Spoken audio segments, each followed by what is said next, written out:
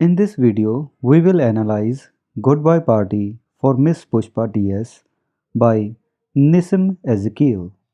This poem is a farewell speech in which the speaker seems to be the boss of Miss Pushpa TS and he is talking about his experience with Miss Pushpa and also wishing her good luck for her future. ये poem एक satire भी है एक ऐसे boss के बारे में who is not much interested in his colleagues and also इसमें इंडियन इंग्लिश में जब रॉन्ग यूजेज होता है उसको भी हाईलाइट किया गया है और वो एक तरीके से एड ऑन बन जाता है उसके बॉस के कैरेक्टर को फ़नी बनाने में और उसको उसकी जो रियल इंटेंशंस हैं या उसका रियल सेल्फ है उसको एक्सपोज करने में। तो पोएम स्टार्ट करते हैं। फर्स्ट स्टैंजा पहले पढ़ेंगे फिर इसका analysis. Friends, our dear sister is departing for foreign in 2-3 days and we are meeting today to wish her bon voyage. तो फर्स्ट स्टैंजा में एक तो वो इंट्रोडक्शन है पोएम की जिसमें स्पीकर बता रहा है कि वो सारे गैदर क्यों हुए हैं मिस पुष्पा टीएस को एक फेयरवेल देने के लिए और उसको विश करने के लिए for her coming life. But starting से ही हमें रॉन्ग इंग्लिश के यूजेज के एग्जांपल्स दिख रहे हैं, जैसे our dear sister is departing for foreign. Departing वैसे ज़्यादातर लव्ड वंस में होता है और डिपार्टेड सोल वर्ड यूज़ करते हैं हम फॉर्मल लैंग्वेज में जब हम किसी डेड पर्सन की बात करते हैं। डिपार्टेड जो इंसान होगा वो जो हमसे बिछड़ गया है। ये बहुत ही ज़्यादा इमोशनल वर्ड ये यूज़ कर रहा है, बट जैसे जैसे हम आगे पोएम में देखेंगे तो हमें पता चलेगा कि ये जो बॉस है वो ज़्यादा कुछ जानता नहीं है मिस पुष्पा टीएस के बारे में। तो ये उसका एक तरीके से एक फेक बिहेवियर या एक ओवर इमोशनल हो रहा है अपनी रियलिटी को छुपाने के लिए, जहाँ जो जैसा ओकेजन है उसके हिसाब से वो वर्ड पिक कर रहा है पर वो वर्ड रॉन्ग वर्ड यूज़ हो रहा है यहाँ पे उसके इंटेंशन के हिसाब से भी। और यहाँ पे ऐसा स्ट्रॉन्ग इमोशनल वर्ड यूज़ करने की बजाय कोई और वर्ड यूज़ किया जा सकता था, जैसे कि हम उसको फेयरवेल विश कर रहे हैं, उसको खुशी खुशी विदा कर रहे हैं, बजाय इसके कि ऐसा वर्ड यूज़ किया जाए। और उसके बाद नेक्स्ट लाइन में फॉर फॉरेन के बाद इन 2-3 days, ये इंडियन लैंग्वेजेस का जो एक्सप्रेशन है उसकी लिटरल ट्रांसलेशन है इंग्लिश में। अदरवाइज़ अगर इंग्लिश एक्सप्रेशन यूज़ करना हो तो he should have used in a couple of days. And next line, and we are meeting today to wish her bon voyage. We are meeting today ये भी एक तरीके से wrong टाइम को express कर रहा है क्योंकि ये फ्यूचर की बात होती है जब ऐसा सेंटेंस हम जो ऐसी स्ट्रक्चर यूज़ करते हैं। For example, I am going to Delhi tomorrow, we are meeting today on a cup of coffee. पर ये तो मीटिंग स्टार्ट हो चुकी है, इसने बोलना भी स्टार्ट कर दिया है, तो he should have used we have gathered together here today to wish her bon voyage. और बॉन वोयाज एक बहुत ही पुराना एक्सप्रेशन है, ओल्ड एक्सप्रेशन है जो बहुत कम यूज़ होता है आजकल। एंड मोस्ट अप्रोप्रिएट वे ये तब होगा जब इसको किसी सी जर्नी के साथ एसोसिएट किया जाए, और ज़्यादातर लोग आजकल सी जर्नी तो नहीं करते, तो ये एक ओल्ड और मिस अप्रोप्रिएट एक्सप्रेशन होगा यहाँ पे। अब हम नेक्स्ट स्टैंजा पे आते हैं। You are all knowing friends what sweetness is in miss Pushpa. I don't mean only external sweetness but internal sweetness.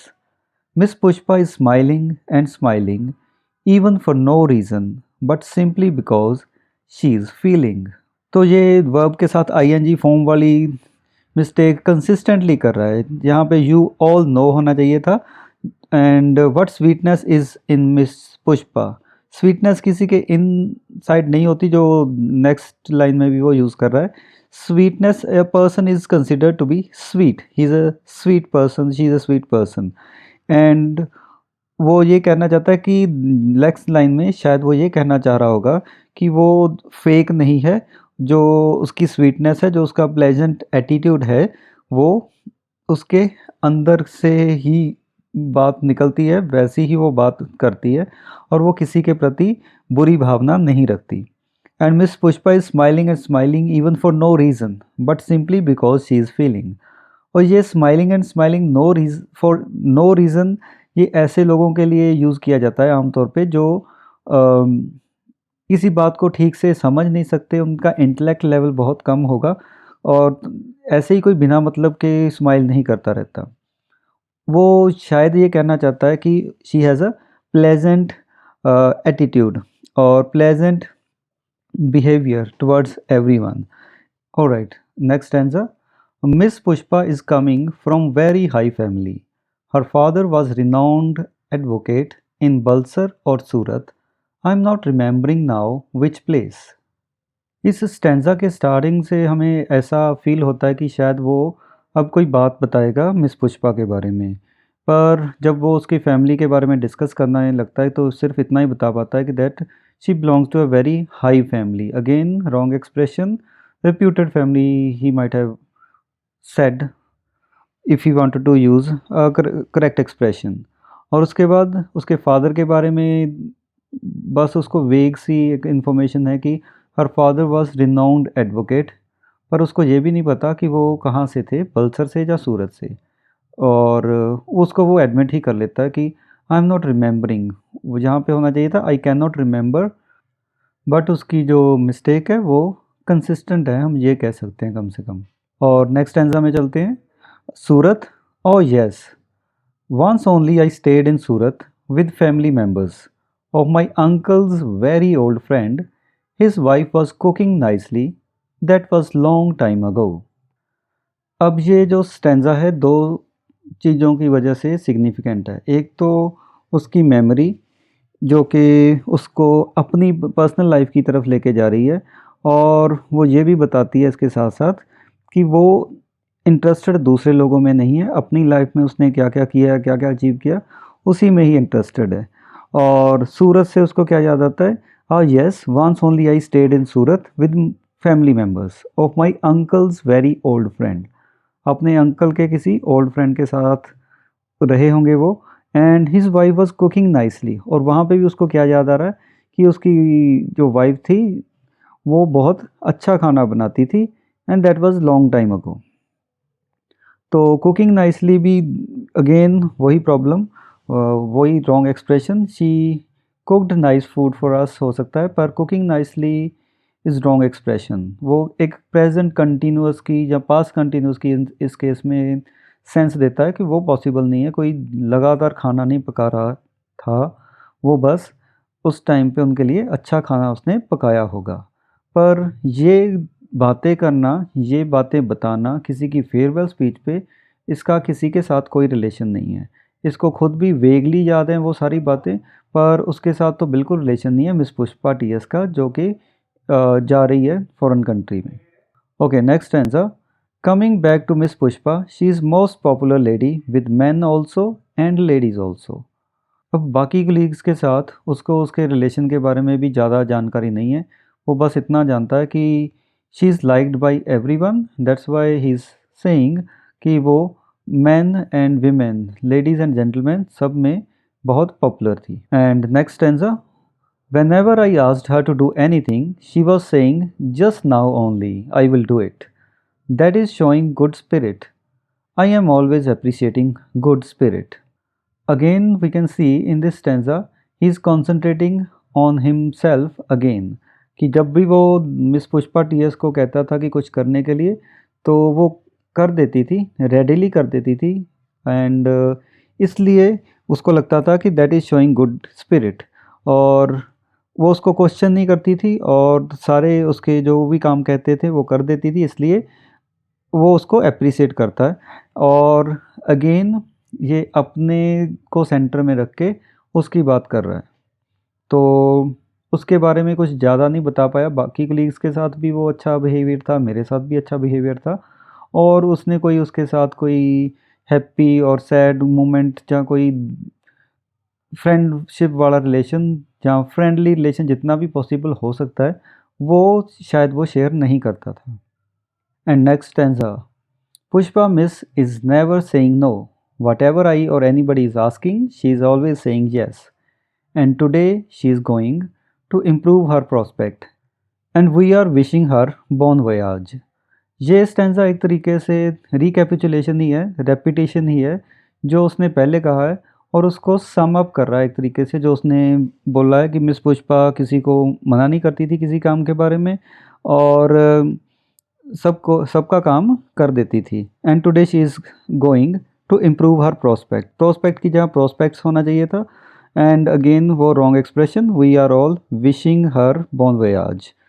We have gathered together to wish her happy journey और happy life in future. ये कहने के बजाय उनके पास वही expression है, उसको ही वो बार बार रिपीट कर रहे हैं। वैसे ही वो एक सिंपल सी बेसिक सी लैंग्वेज स्ट्रक्चर है जिसमें बहुत सारी गलतियां हैं, वो उसको भी रिपीट कर रहे हैं और थोड़ी से उसके पास आइडियाज़ हैं कि वो बहुत अच्छी है, बाकियों के साथ उसका बिहेवियर बहुत अच्छा है, मेरे साथ बिहेवियर बहुत अच्छा है। और उसी चीज़ को वो रिपीट करते करते समिंग अप में भी वही कर रहे हैं और एक तरीके से वो टाइम ही किल कर रहे हैं और उसको शायद बोला गया होगा कि इतने टाइम के लिए बोलना है, तो he is speaking for that time only. और last stanza, now I ask other speakers to speak and afterwards miss Pushpa will do something up.